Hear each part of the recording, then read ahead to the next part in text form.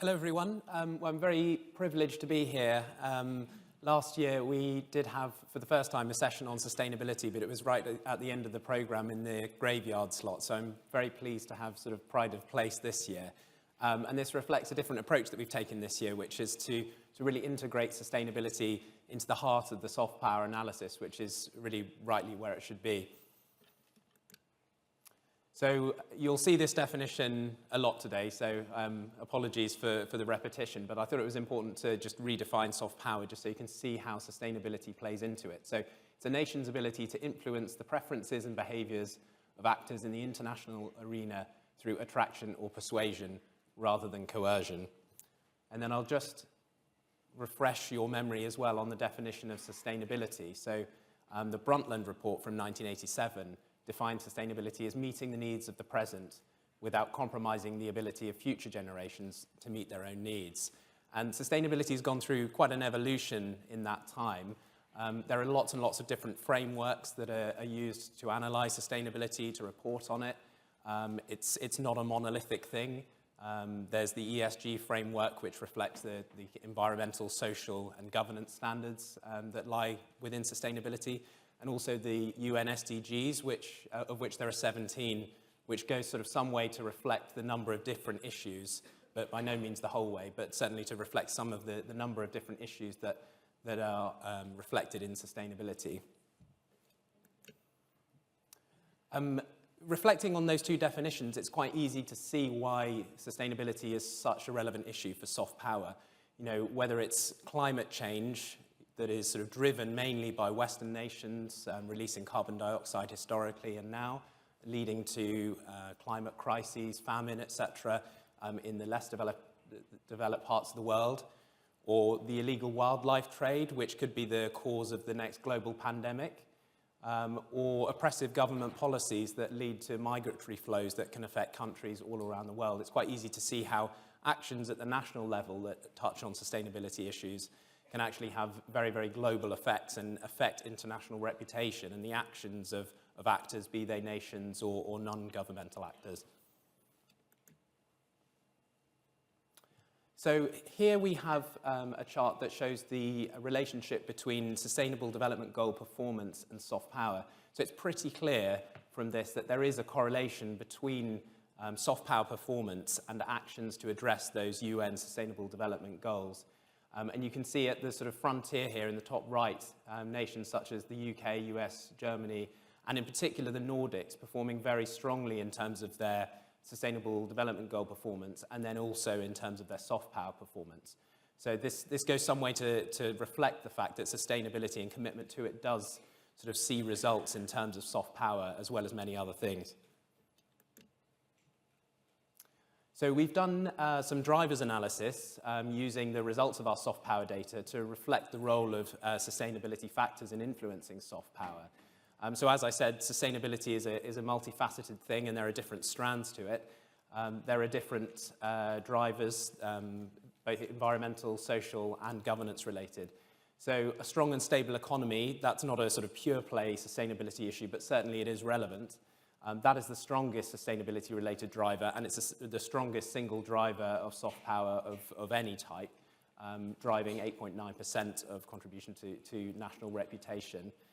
Political stability and governance are also important, but then interestingly there, the environmental factor of sustainable cities and transport is a very strong driver too.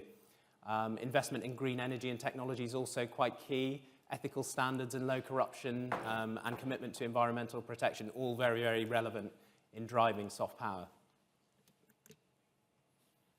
I've taken a couple of snapshots here from our soft power dashboard, so do go online and you can see all sorts of different iterations of this, whether sustainability related or not.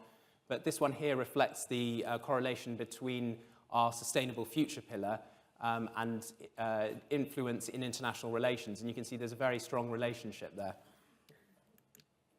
Similarly, for business and trade, there's a very, very strong relationship between sustainable future, so that's things like sustainable transport, investment in green technology, etc., and performance or perceived performance in business and trade.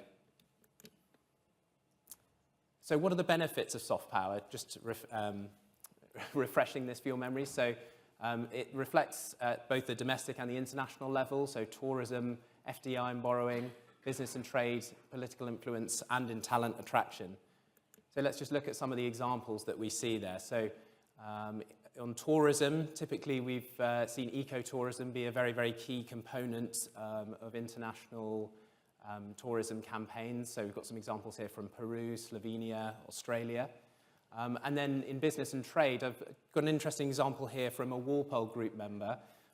We have Helen from the Walpole Group speaking later on, and this example here is Neal's Yard, which is a really interesting example of kind of merging British identity and kind of British motifs of tradition, countryside, etc., with sort of sustainability and natural themes.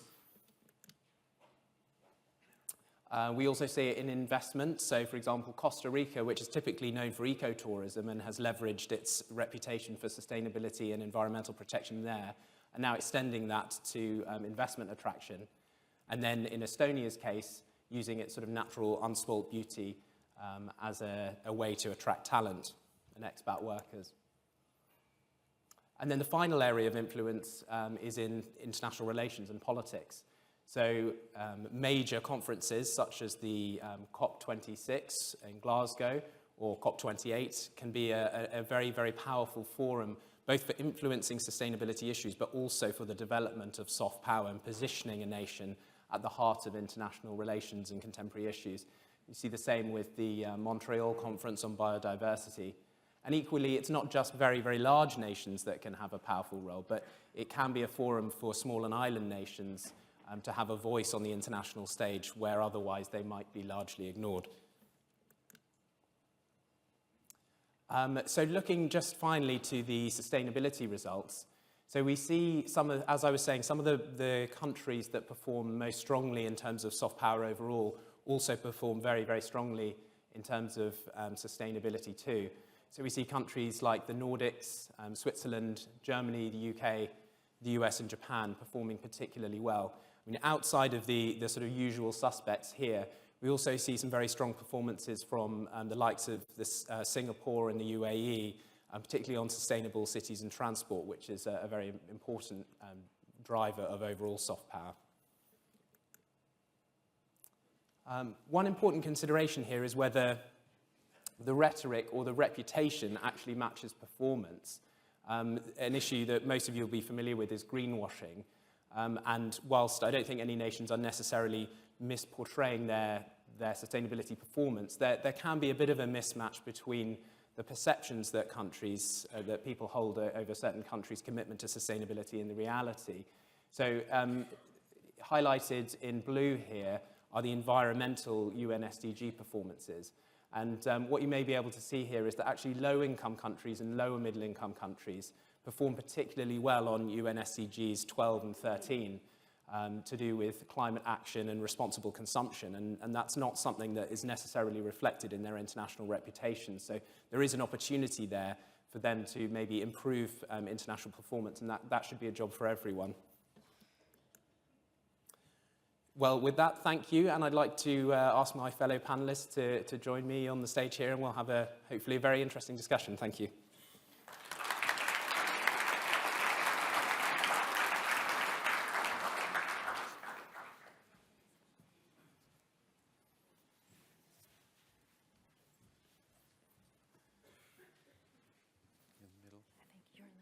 I think you're meant to be in the middle, Peggy. Yeah. Is that right? Is that right? I think so. She told me to sit over there, but that's okay. Oh, okay. So I might have to do some musical chairs to suit the microphones, but let's see how we go. Okay, so I'm very happy to be joined by two very distinguished guests. So I have Peggy Liu, who's the chairperson of the joint US-China collaboration on clean energy, and otherwise known as the Green Goddess of China by the Chinese press, and by Fredrik Reinfeldt, the former Prime Minister of Sweden and chair of many organizations, including Centrum for AMP, Visitor, and the Swedish Organization for Sustainable Innovation and Mobility. So I'd like to start with a fairly sort of creative question maybe, which is to ask you both what the most important sustainability issue is for you personally. I think they're all important. But the last program that JUICE launched in China before COVID was on food. And this was because I realized that food is actually the Trojan horse. It's the thing that touches everything across the SDGs as well as sustainability. So we launched something called Food Heroes, which was a cartoonified, gamified program for very young kids, 5 to 9 years old, before their dietary habits had set. And I realized that if we're going to focus on changing behavior, we need to make people feel loved and safe and special, and food does this. So it's all about the heart relationship to our food, how it's grown, how we eat it, how we dispose of it. So I think this circular way of looking at food is really a great way to develop a relationship with sustainability. Thank you. And Frederick? Well, good morning to you all. I still think the main problem is that all efforts done, we still have rising emissions of greenhouse gases. And I've actually seen that all through my life. I've seen it all through the Kyoto process, all through the COP meetings we are having. We are still not on track to actually decrease the emissions. It's still growing. That's a main concern. But I also think it's very interesting to relate to the fact that when I was born, it's nearly 60 years ago, I was born into a world with 3.5 billion inhabitants. And during my lifetime, I don't feel that old, we have actually now reached 8 billion.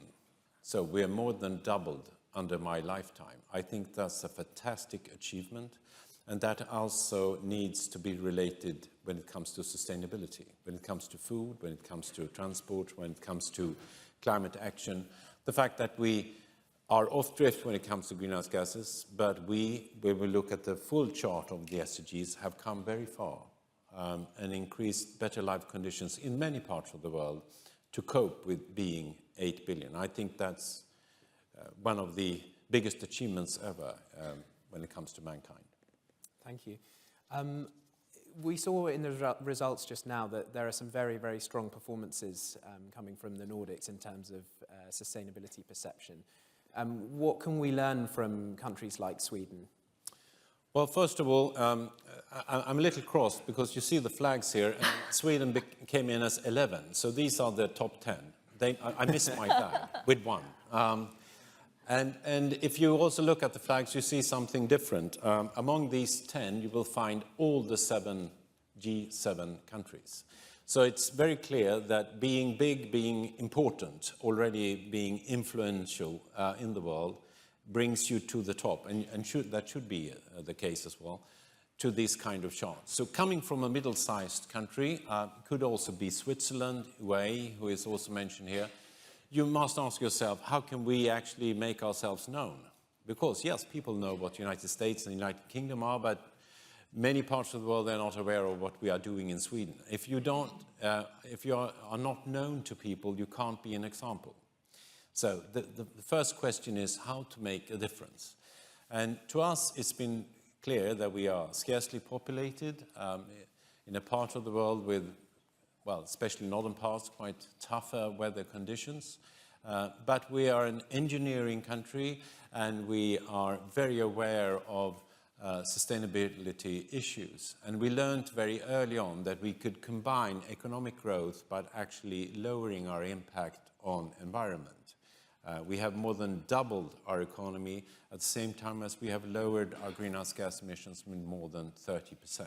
So the decoupling of the economy, which is the main issue here, to actually have growth, but actually lowering your impact on environment at the same time. That is exactly what we have been thriving to do. And we also think that we now, and I know you will come back to that, stand as an example when climate change is happening. I now hear signals that people want to come to a country not for sun and heat, but completely opposite, to a country where it's not so warm, where it's not so sunny, where it's more humid, where it's more livable. given the challenges we are seeing. And this is totally new to us as well. So we're raising our hands just to show as ourselves as an example, and also where you could actually find a more soft spot with better living conditions, given that climate change is already happening in many parts of the world. Thank you. And Peggy, although China may not yet be recognized for progress on sustainability, and it may not be contributing significantly to soft power yet, could you maybe tell us a bit more about the progress that China has been making? Yeah, I've been working in China on the greening of China since 2006. And I can tell you China has a terrible marketing strategy. Most people don't speak English. The government officials don't really leave more than once a year if they do. And this is a problem because China actually, as far as I'm concerned, traveling around the world, is the leader in almost every single sector. And this surprises every single person. When I give my 45-minute keynotes on the greening of China, people are like, what? I had no idea that China was the leader in smart grid, eco-cities, efficient lighting, et cetera, et cetera. And this is because China is really focused on its own people and making sure that every single day is a better day for its citizens. And I think that COVID really set us back a lot because it essentially shut down. I haven't actually been back to China in the last year and a half. And my family's there, but I haven't actually been back. So there's been the silk curtain has gotten really thick.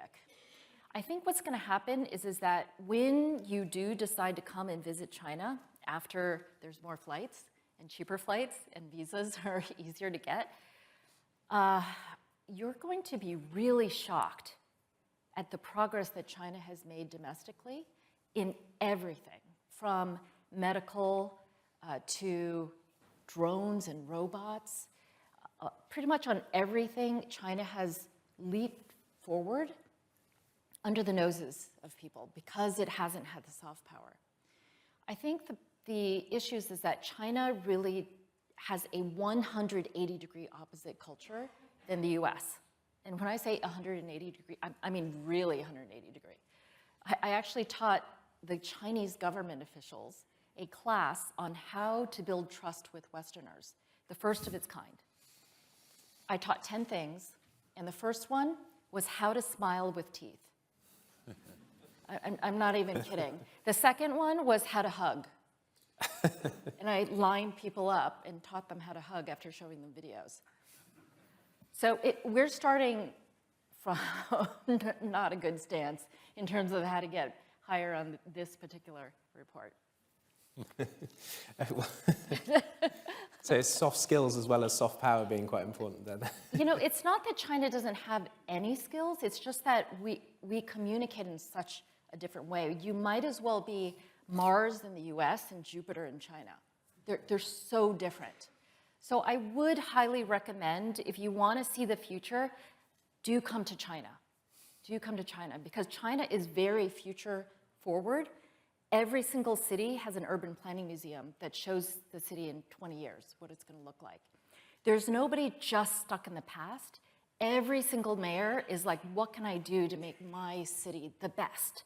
And they're competing against each other, not foreign cities. So, and that's enough, because we have 1.4 billion people out of the 8. So I do highly recommend, especially if you have young children, please do bring them to China and visit, because the media has done a terrible disservice for China and the world. We should all be learning at China's expense how China was able to make solar and wind and everything else cheap and scalable. And then let's help the nation of Hawaii, where I now live, the sovereign, independent, tiny nation, or New Zealand, or Iceland, or African nations. Let's all have a better future faster together. Well, I'm keen to learn a little bit more about that sort of green future together, actually, because you both work for organizations that help to foster the application of soft power in sustainable areas. So whether that's tourism or whether that's trade, inward investment. So I'd be very keen to learn from both of you a bit more about what those organizations do and what the role of sustainability is in that application of soft power. Well, again, if you're from a small country, you have to raise awareness. I mentioned to Peggy Lou that going back 10, 15 years, one of the biggest tourist groups coming to Sweden were Chinese. Now we see none of this. And the same could be said. In 2008, I asked my experts, which is the biggest tourist group in my hometown of Stockholm. They would say Russians. We see 0 Russians today. So, of course, there's been a great shift. And when Peggy Lou says that we learn to hug and smile, why do we need to do that? Because if we meet each other, we ask the question, how do I relate to another person from a different culture? That's the start of tolerance. That's the start of something called curiosity, even trust. That's how you bring better conditions into the world. So by keeping us apart, never meeting, going nation first thinking, closing borders, we are making this world much more a dangerous place. So the small country like Sweden, and we are very European in a sense, we also used to be an empire. Have you heard that before? Everyone likes the notion in this part of the world that we used to be a great nation. In my case, that was in the 17th century, so I haven't seen it myself. But we sing songs about this, and I've heard that UK have some kind of a tradition about this as well. So this idea that we used to be great, when we dominated others, when we were a hard power, that's a very bad idea. And we came out of it. We became adults. We understood it's not to dominate others. It's actually to be open. It's to be an example and to get people to come to us, to see that we are hospitable, that we are nice, that we can do all of these things. And it's not the state, exactly as David said at the beginning, it's not the state delivering this, it's the entrepreneurs, it's the business in itself, it's friendly people who wants to make good business. And that is what we are doing with our tourism industry. And we see a rapid rise in the interest to see good nature, to see fresh water, to see blue skies, and to breathe good air. And that brings us out of the city, out on the countryside. It's fantastic to follow. That's where we have the big increase when it comes to tourism now, also in Sweden. And of course, I mean, tourism is actually a bit of a double-edged sword from a sustainability point of view. You know, both in Hawaii, and in Sweden, they're quite sort of sensitive natural environments. How do you strike the balance between sort of attracting visitors but also operating sustainably?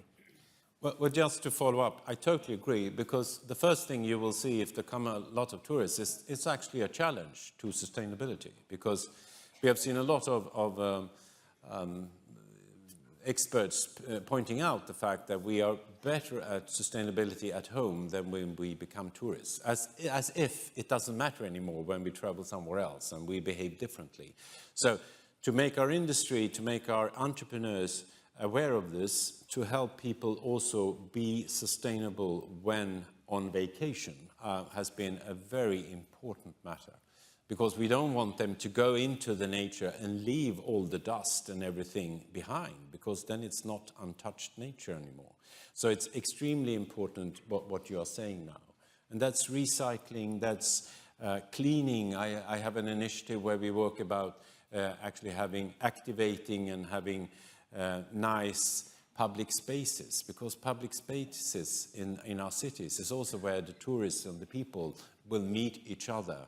That should be nice places, clean, well taken care of, but then you need to actually make that happen. And that doesn't come in itself. So we are working a lot with it. I know I've seen this in London and many other big cities, but this is also very important, the combination.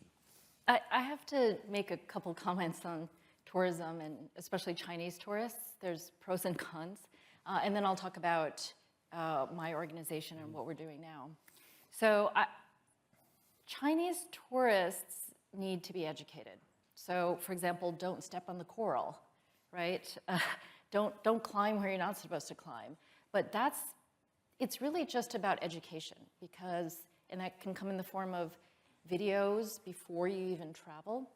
I was I think it was Thailand, and I was leaving Thailand, and the shops, I noticed there was one store that was all red with gold letters. And I noticed that it was only Chinese.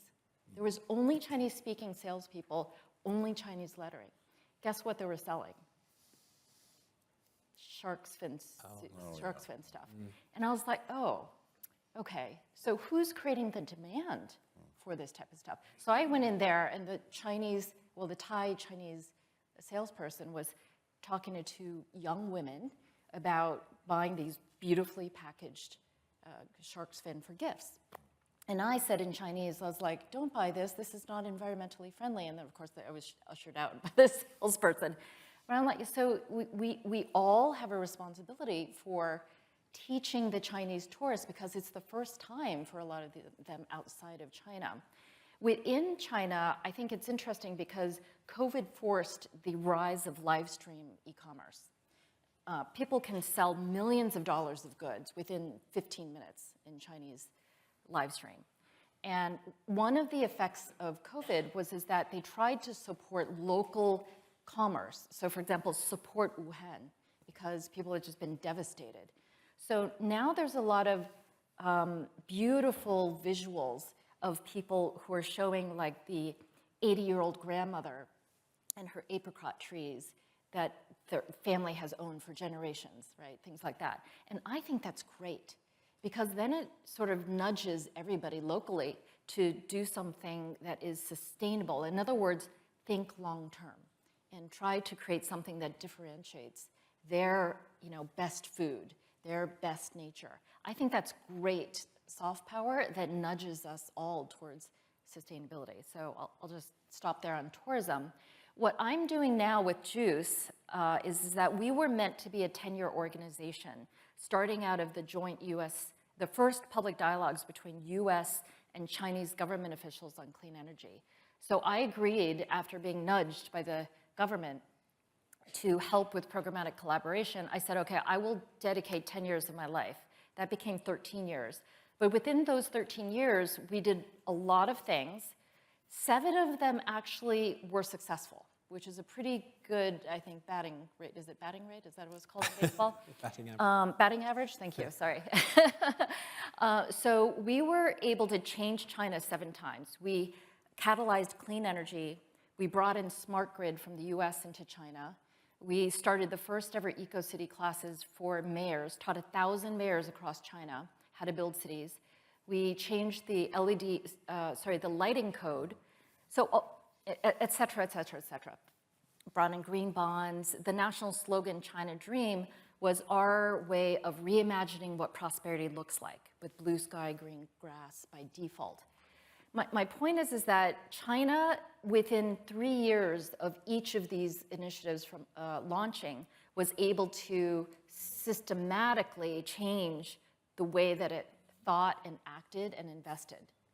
And so now I'm trying to teach other countries and companies, now in an advisory role, to countries like Pakistan, or the little nation of Hawaii, or large companies that you might have heard of, to rapidly scale their own initiatives. So we all want, it doesn't matter what SDG you're talking about, sustainable or not, we all want more rapid change. And we all want new ways to collaborate together. So I will tell you that I have learned from my time in China doing these changes is that everything I learned at MIT and McKinsey and as a VC doesn't really help with large-scale change. Large-scale change requires a sensing of momentum and building up, orchestrating a crescendo of excitement in a vision of the future. And so when I launched this China Dream program, it was with advertising agencies in a series of workshops, literally creating the movie trailer of the future. And if you go to every single city, they now have in their urban planning museum like a cinematic drone view animated view of what the city is going to look like in 20 years with very melodramatic music. And so I think we're approaching collaboration wrong. We're doing it in a way that we can get incremental success. If we want really large-scale warp speed, Star Trek-like success, we need to do things in a more Hollywood movie-like way, advertising way. We need to touch people's hearts. We need to speak with love. We need to literally orchestrate emotion. And that's something that a lot of climate scientists that I'm friends with don't really do. It's more from a science point of view. Well, that's really helpful. You in fact have almost answered my next question, actually. We've been speaking a lot about how sustainability can be sort of applied by nations, but I'd like to ask a couple of questions about how we can apply soft power to achieve progress against the Sustainability Development Goals. One thing we've done in our analysis here is to remove COVID and the reaction to that as a pillar and replace it with sustainability. Is action on sustainability happening at the same pace as COVID and at the pace that we need it to?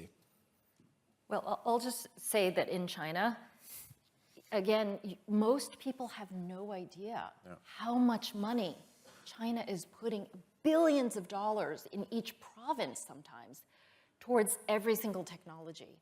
And it's not doing it one city alone at a time. It's doing it whole region at a time.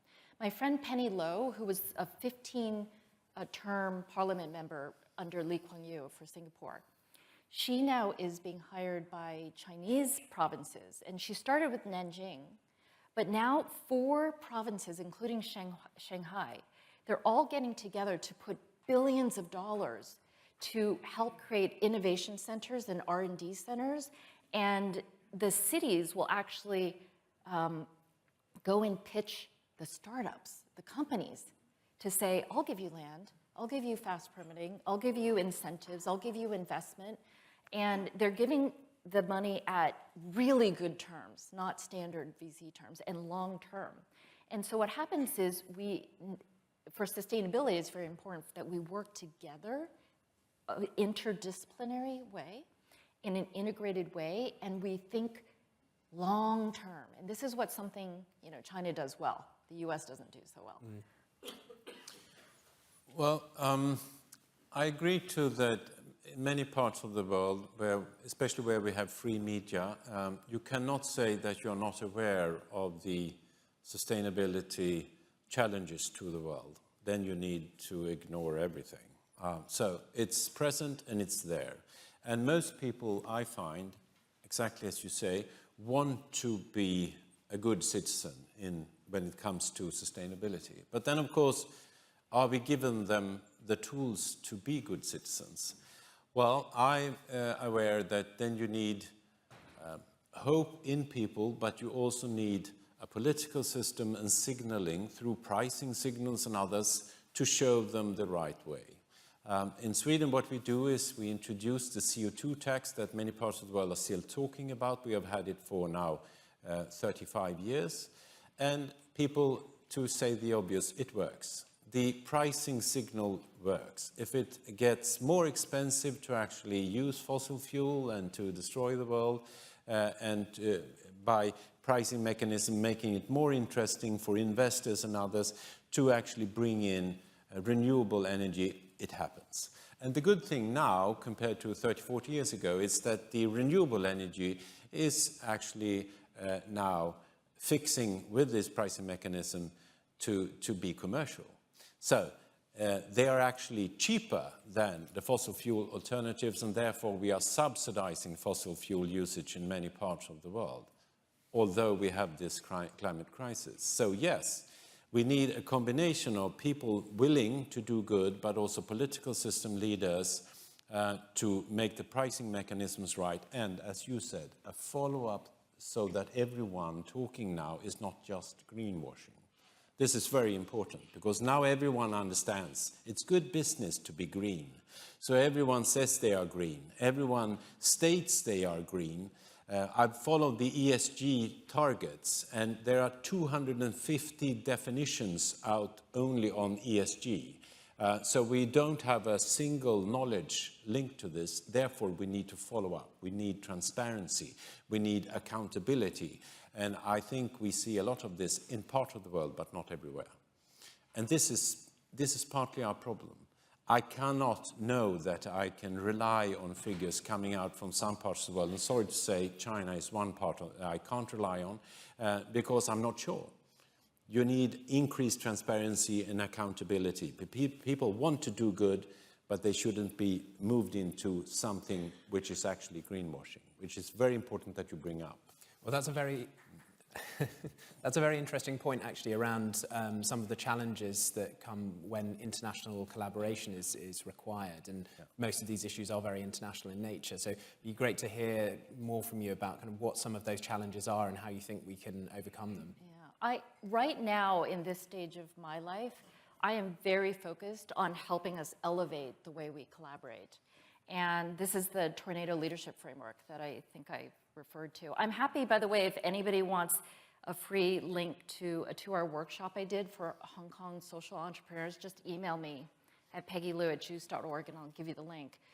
What I really think we need to do is just focus on visualizing, like James Cameron did, what the Pandora world looks like in Avatar movie, what Willy Wonka did for the Chocolate Factory, what Wizard of Oz did for Oz. We need to do that together for the future. Because whenever we talk about metrics, when we use English language words, we say the same thing, but we don't actually visualize the same thing. So the only way we can collaborate, I've found, is through imagery and through walking through a day in the life of the future. And when we do that together in workshops with professional digital artists and with songwriters, and we're singing about the future, with improvisational actors, and we're walking through the future, what I find is that somebody will say, wow, you know, I'm a gardener. I really like growing chocolate lollipops. Let me focus on that. So you don't even need to delegate and recruit people. They will magically be drawn by your passion, your excitement, like Willy Wonka for his chocolate factory. And then it will magically, people will subconsciously figure out what Hawaiians call their kuleana, their contribution, their responsibility to creating this chocolate factory is. And so the magic of China is that it always showed what the future looked like. Even if it, changed, it's okay halfway through. But at least people got excited and then they started moving. And sometimes when you have inertia, it's very hard to start people moving. They're still arguing about whether climate change even exists, or whose responsibility is it, or who's going to pay for it. But if you get people to look at a chocolate factory, very few people don't eat chocolate, right? Most people are going to be like, I want to live there.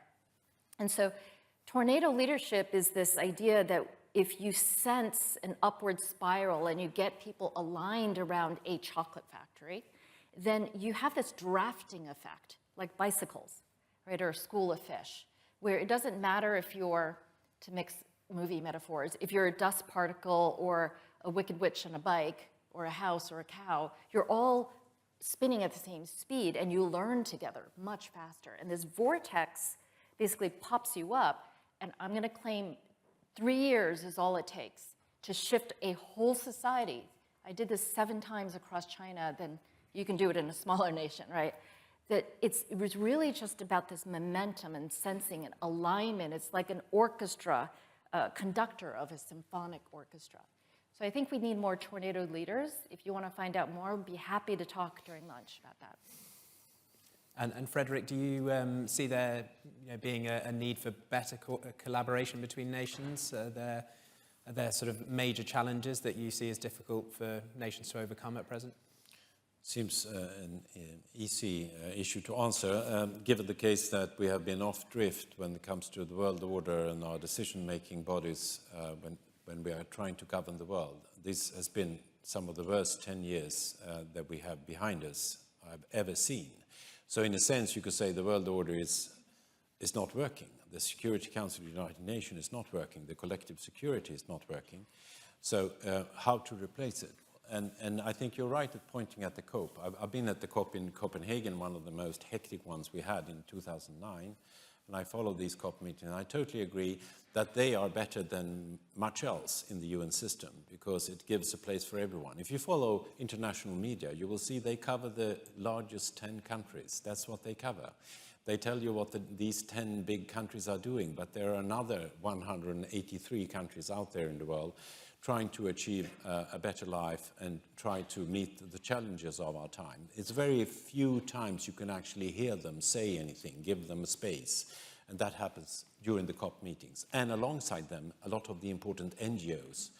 The people are actually very trustworthy and often deep in knowledge about how not to greenwash the solutions related. And I worked in one of them. We need them as well. They're multilateral. They're against this one nation thinking that we have so much in the world. So we absolutely need this global community, these global answers. But you must see that we are very much off drift as of now. The COP meetings related to climate change are some of the best we have, but we really need to reinvent and be stronger again when it comes to global perspectives and global answers. I hope we will see an end of this nation first that we have seen so much of the last decade. Can I also add that, I'm Chinese American. I was actually born, I was the first person in my family born in the US. And I've lived in mainland China since 2004, was living in Taiwan before that. And I think that the only way for us to be able to collaborate as nations is to have more cultural bridges, more resources to train more cultural bridges. And there's a lot more of us now, whether it's mixed blood people, mixed ancestry, or people like me who are sort of just lived in both places at the same time. But as somebody who literally worked to bring the US government and the Chinese government together in 2007 for the first time on clean energy, I saw them say, we have 60 MOUs between the two countries and nothing to show for it. And that's why they pushed me to help with programmatic collaboration. Today, if they asked me to do it, I don't think they would ask anybody to do it, number one, and I don't think I could do it. There's such a big gap. And you know who's going to be hurt are the people who are so hard-lined, creating this media of us versus them. Yeah. It's the people who are like, let's all figure it out together that are going to win. And I really feel like your children here, you must have a lot of children who are global globetrotters.